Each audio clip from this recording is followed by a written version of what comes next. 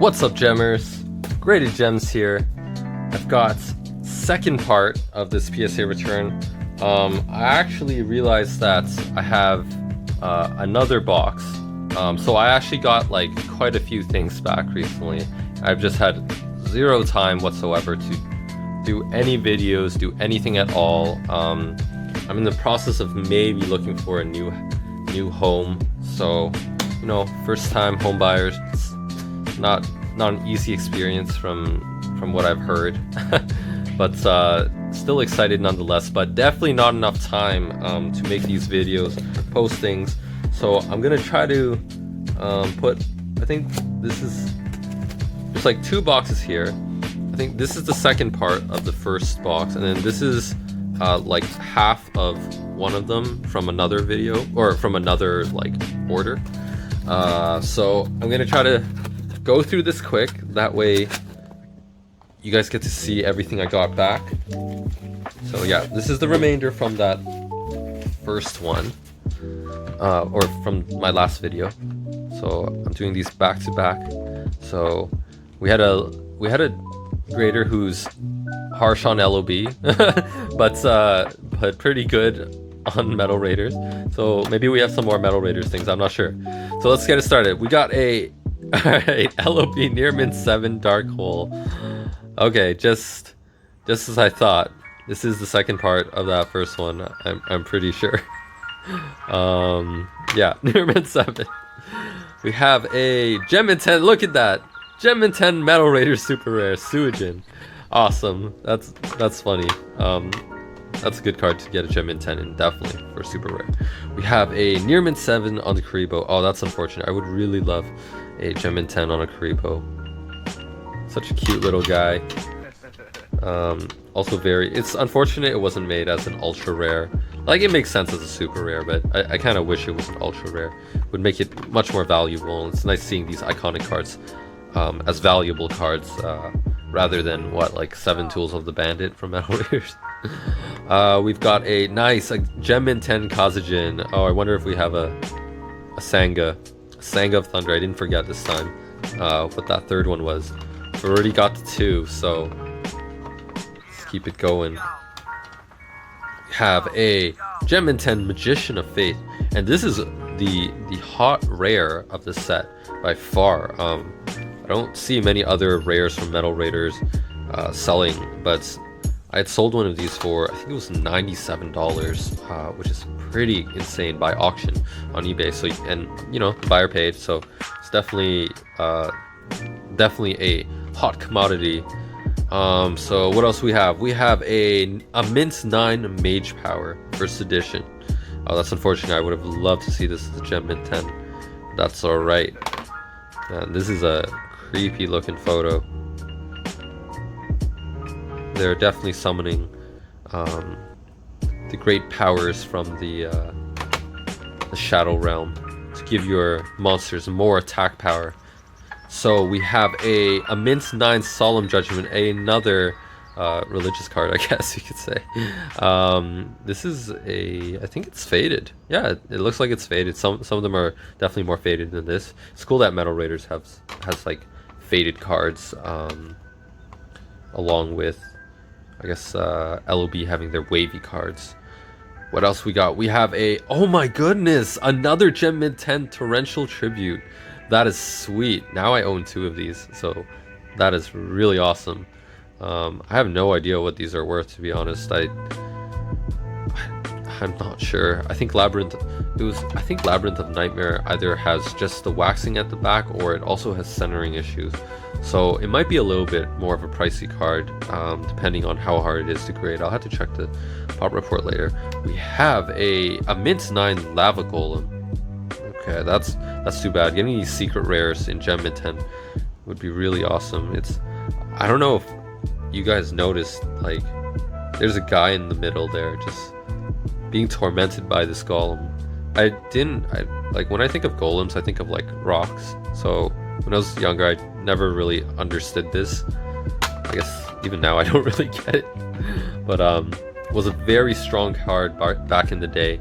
Of course, like, I think it's like you give your opponent's life points. What is it? Oh, it inflicts 1000 damage of light points to the controller. So like, I guess if you're summoning it to your opponent's side, but then you're giving them like a 3000 beat stick, which could really backfire. But yeah, we have a, oh nice, a Gem Mint 10 magic cylinder. That's beautiful. I was just talking about how getting these secret rares from these OG sets is very important, and they are just so much easier to move because people love these secret rares. They remember them. This card was extremely used back in the day.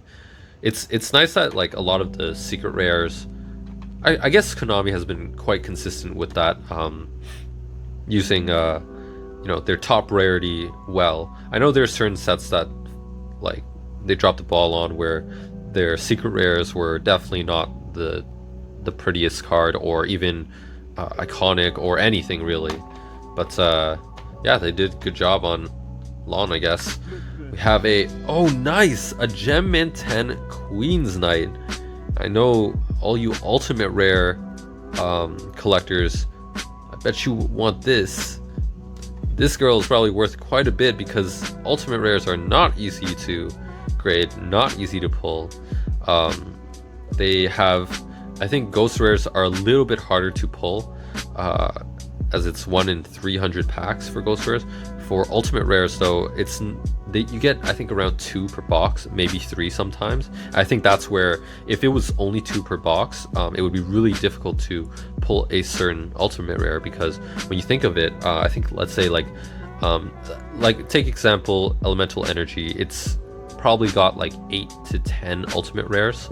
So if you're only pulling 2 per box, you're gonna get maybe 1 every 5 boxes of the card you want, which is why you see, like, you know, the covered card for EEN, we all know it, like it's not easy to pull that Shining Flare Wingman. So yeah, but there are a lot of different type of ultimate rares, and because of that, and also because you can maybe pull that third one, I feel ultimate rares lag behind a little bit, behind ghost rares. And ghost rares, obviously, they just have a completely different printing that is you just can't replicate. So what else we have? We have a Mint 9 Barrel Dragon. Alright, so not a Gem Mint 10 like the last box, but that's alright. Mint 9's always good too. Alright, we have, oh my god, I just flipped it and I wasn't even paying attention. I was looking away. Gem Mint 10,000 Dragon. Alright, that's an awesome end to this first box. Wow, that is sweet. My god, that is an awesome card to get in Gem Mint 10. Yeah, this card is definitely hitting around like $600 now, so it was definitely, in my opinion, behind Gate Guardian, but for some reason I think people are now favoring Thousand Dragon, which is, in my opinion, like, I don't agree, but that's only because I have a preference for, I'm biased as hell, so so that's an awesome 10 to hit. Very nice. So quickly gonna open the second box.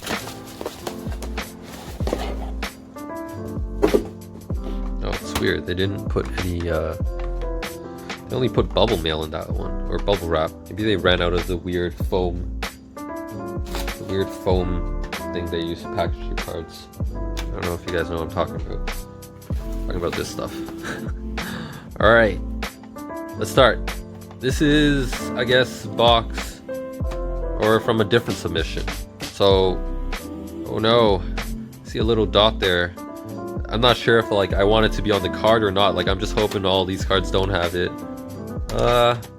Yeah, it doesn't look like it. So let's see, what do we have? We have a Mint 9 Black Rose Dragon. Very sweet. Oh man, I think this was my Gem Mint 10 candidate. Yeah, I think it was. If you guys look at that, there's like, do you see anything? I don't see anything. No scratches. Yeah, this is definitely that Gem Mint 10. Oh my god, look how gorgeous that card is. Really want another one in Gem Mint 10. That is so unfortunate. Damn it. Look, it even looks amazing up there. So what do we have next? We have a Mint 9 Honest, another Ghost Rare card. And Oh man, that's unfortunate. I really thought I could get a gem mint 10 on one of these. I think this is one of the other candidates that was really close as a gem mint 10. This is a very hard card to grade as well, guys.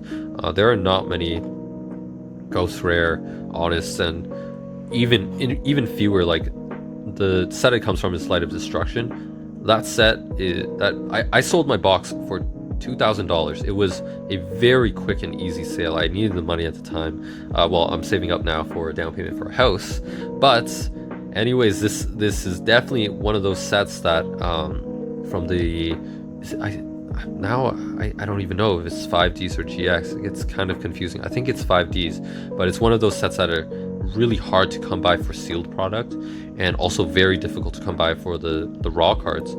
You'll see Judgment Dragons secret rares, because you know every box has a secret rare, but not every box has a ghost rare, that's for sure. So 2 mint 9s on the ghost rares.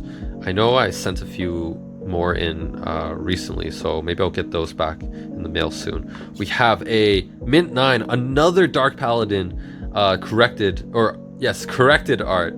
Didn't get the gem mint 10. Dang. Oh man. All right, so looks like we're gonna be hunting for a gem mint 10 for a while, but that's okay. I'm just very happy I had picked these up quite some time ago, maybe like 2 years ago, when they were like, I just thought this artwork was cool, but I didn't know that it was like, I found it interesting that there was a corrected and an uncorrected, and at the time even the corrected arts, like, they were selling for more, but not like what it is now, which is like more than 5 times more. Like what, like a corrected art is probably worth like $1,000 something, especially in mint copies as a raw card, while like the uncorrected, you can find them like everywhere, like for like $150 or so.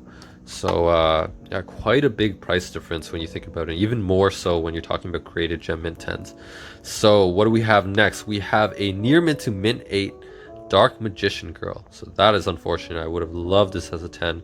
MFC, this card is just fabulously centered. A lot of the time, Dark Magician Girls, it's not even left to right centering, like where it's like just one border shorter than the other. A lot of the time, this type of like card from MSC, like the Dark Paladin, not the corrected art, the uncorrected, but most Dark Magician Girls, even if they're gem mint 10s, I guarantee you like 50, maybe more percent of them have a tilt in the picture, where even though it's considered 60-40, because the orange part is tilted, it just doesn't look as nice. I don't know how they go about doing, because imagine if this orange part was just tilted slightly this way. This corner here would be closer to this border, and this corner here would be closer up here. So you'll see some of these Dark Magician Girls that got 10s, they'll be like really thin up here, really thin down here, or the other way around as well. But this one is extremely well centered, so it must be something else that I missed that gave it the near mint to mint 8. Alright, we have a mint 9 Gaia the Fierce Knight. There is another one. Didn't get the gem mint 10, obviously. This is really like, look at that golden stamp. It's like extremely prominent, well printed card. Maybe that's why it's much easier for me to get a 10 on those.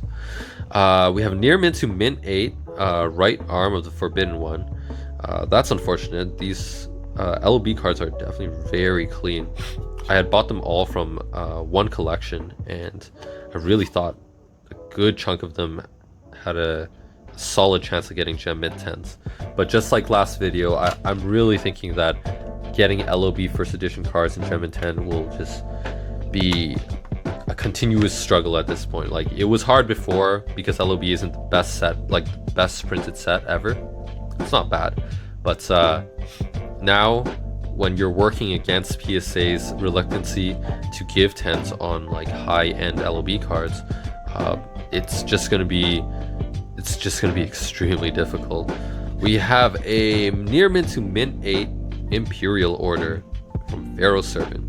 So not bad, not bad. So we haven't gotten a 10 in a while. Let's see if we can pull one. a mint 9 Raigeki. Oh man, is the centering off with this one? It's a little bit off. Like, again, borders are really thin on both sides, but that's fine so long that it's not excessively thin on one side. But yeah, that's unfortunate. That's another clean LOB card not getting the 10. Oh man, I really wish I had started PSA grading like back in the day, where like the Yu-Gi-Oh mints, old school expert, they just like graded tons of LOB stuff. And not saying that their card quality is less or anything like that, but I do, like, anyone in Pokemon will tell you the same thing. Like, the early on Charizards, there is potential of whitening. Like, if you look at the card serial number at the top, if you look at old Pokemon cards or old LOB cards, I guarantee you there's a much higher tolerance for problems and stuff like that. Essentially, it was easier to grade back then, but now that LOB, like, no, not LOB, now that Yu-Gi-Oh has been established as a really strong collectible, well, you know, PSA is not going to be as generous with their PSA 10 Gem Mint label. So what do we have here? We have a Mint 9 Right Arm of the Forbidden One. That is a really nice card. Very, very shiny. Oh, I didn't even realize that the limbs are only a 1-star. I'm wondering if the Exodia head is also a 1-star. All right, let's get a 10. What do we have? We have a Mint 9 Change of Heart. So this is a pretty cool Change of Heart because it's actually a little bit faded as well. Very nice. What else we got? We have a near mint to mint 8 Solemn Judgment. Man, I'm getting hammered on these grades. Like, these cards are like super pack fresh, so that's crazy unfortunate, but that's all right. All right, so that's another really faded Judgment. I have like 2 of those now. We have a near mint to mint 8 Red Eyes. Oh man, that is so rough. Like, this Red Eyes, I'm like almost 100% sure is okay. I sent in 2. I think one of them, like, oh yeah, maybe it was this one. I think there was another one that was extremely clean. I'm kind of worried. Again, it's at that same spot. Really hoping they didn't like damage that, but I don't think so. Like, then again, you never know. Like, I saw Yu-Gi-Oh Tube's recent video, and he had some cards with like actual bending in them. But it was like encapsulated, so like apparently I guess like it got bent in the process of either, I don't know, the encapsulation process, or maybe when the PSA was handling it, maybe it was a shipping accident, I don't know. But yeah, that is unfortunate. I really hope this was not my Gem Mint 10 candidate.